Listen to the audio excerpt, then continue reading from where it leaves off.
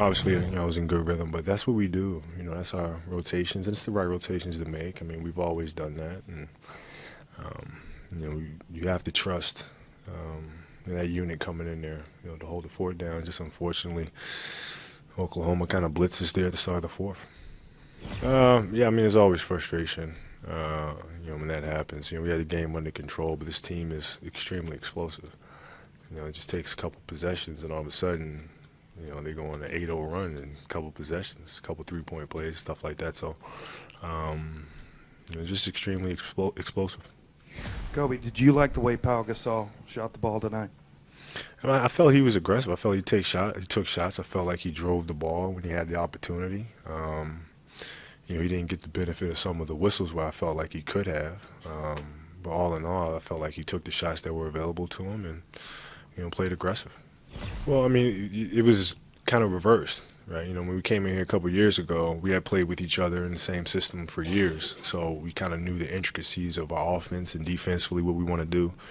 And so now it was just flipped. I mean, they've been together for a long time in the same system, and they know exactly what they want to do. And, they've really grown tremendously. I think, Westbrook's improved. Durant's obviously improved. Cephalosha didn't really shoot the ball well tonight, but, overall he's been an excellent shooter for him, and which was different than when we faced him back in '09. So Ibaka could shoot. Perkins obviously is a great addition. So, they've all made tremendous strides.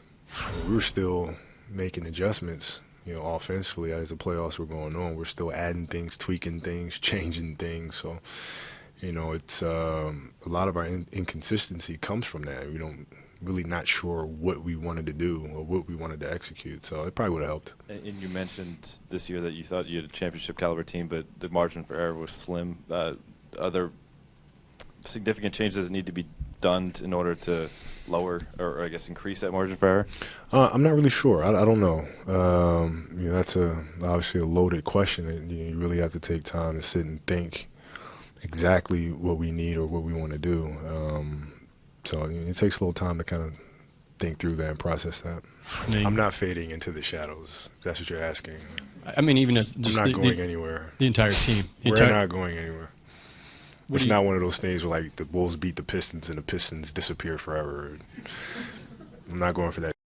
What did you guys need to now catch up to where the Thunder are? I don't know. I mean, it's like similar to the question you asked earlier. It's tough right now to really process exactly what we need and what improvements, what areas we need to improve on. But that's something that we'll definitely think through. And, we've really been great at it as an organization. Mitch has really done a phenomenal job. The past decade in building title teams pretty quickly. So, we just have to do it again. Come hella hot water, we're going to be there again. I mean, it's